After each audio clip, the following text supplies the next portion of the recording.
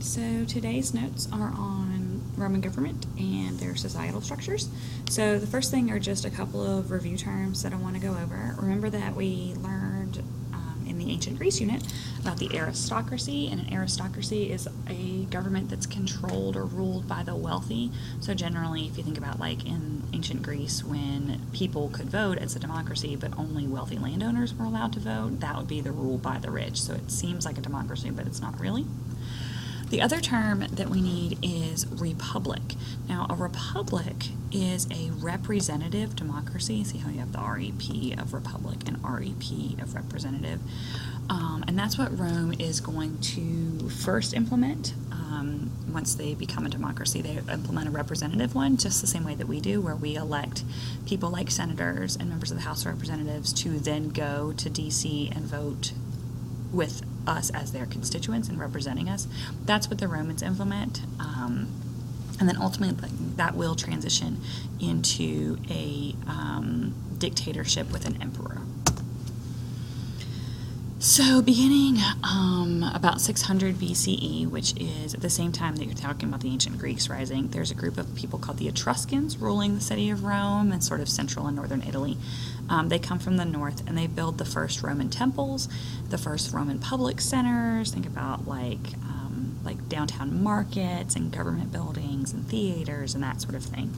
And within about 100 years, the people living in Rome, the Latins, people living in Rome, had overthrown the Etruscans, and they're the ones that first implement the republic, which is that representative government under the Senate. So we can divide the Roman society into three levels. The Patricians, or the rich people, right? The Patricians are rich people. That looks terrible, but that's right. They're powerful, they're landowning, they're almost exclusively wealthy nobles. They hold the most power in the government. They also are the smallest in population, which is totally normal for really all civilizations, is that like the vast majority of people are not wealthy.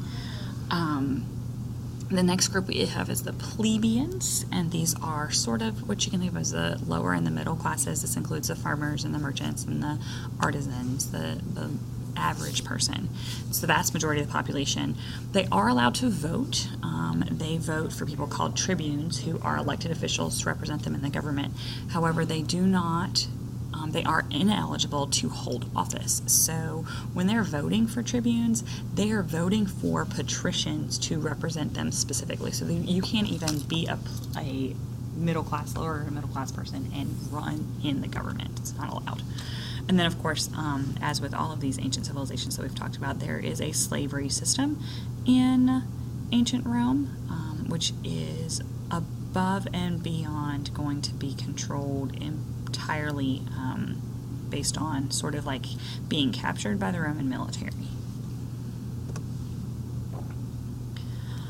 So the 12 tables, which we have an assignment on, so you'll go through those in a little bit more depth, are the Roman laws that were codified in the same way that they were written down for Babylon in the Code of Hammurabi, or the Ten Commandments for the Hebrews, or the Draconian codes and Solon's political reforms.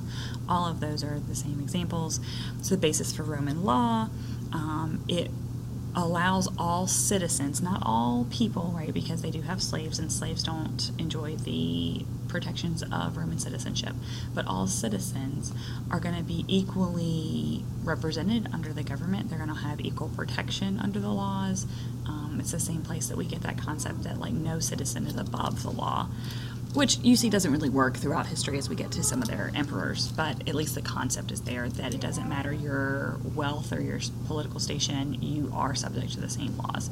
They are hung in something called the Forum. The Forum is like I'm going to call it a marketplace, right? It's a public center, like a city center.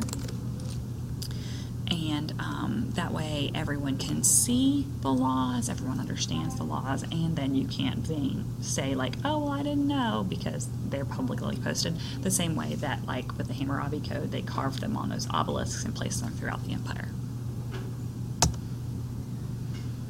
Roman citizens are all free adult males.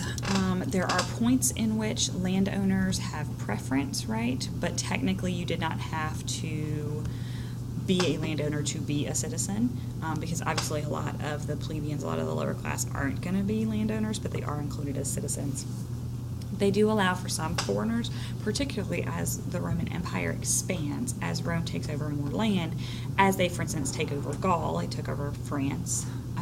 Those people are then naturalized as citizens, so there are foreigners that are allowed. However, if you are from a place that's not conquered by Rome, then you would not have been included as a citizen, obviously.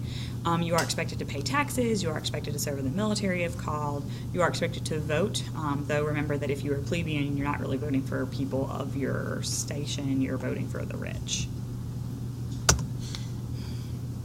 So, despite the fact that the Romans exclude anyone who is not a citizen, they exclude women and they exclude slaves from the governmental process. They are the most inclusive group we've talked about so far, about including as many people as possible in the governmental process. So that's why our founding fathers look to Rome when they're creating our democracy, is because of how inclusive they are. In fact, the way that our government was first set up by the founding fathers, particularly under the Articles of Confederation, we were actually less inclusive than the Romans would have been to start with. We're actually, as a modern country, have made much larger strides, but at first the Romans would have been more inclusive than we were. Under the Republic, which is the representative democracy of Rome, they have 2 consuls, which are elected leaders. They're sort of like presidents.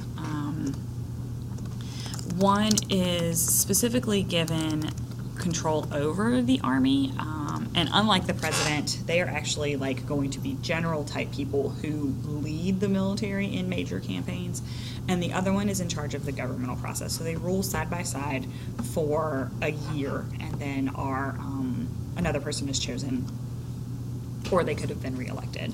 Then the Senate, which is the legislative body, just like our Senate, is all people from the Patrician group who are then going to create all the laws, all the foreign and domestic policy for the entire Roman Republic. Oops. There are also assemblies in the Roman government. So those are legislatures, sort of how we have a Senate and then we have a House of Representatives, or we have the U.S. Senate and then we have the Virginia Senate and the Virginia House of Delegates. These are 3 assemblies that are legislatures that represent specifically the plebeians.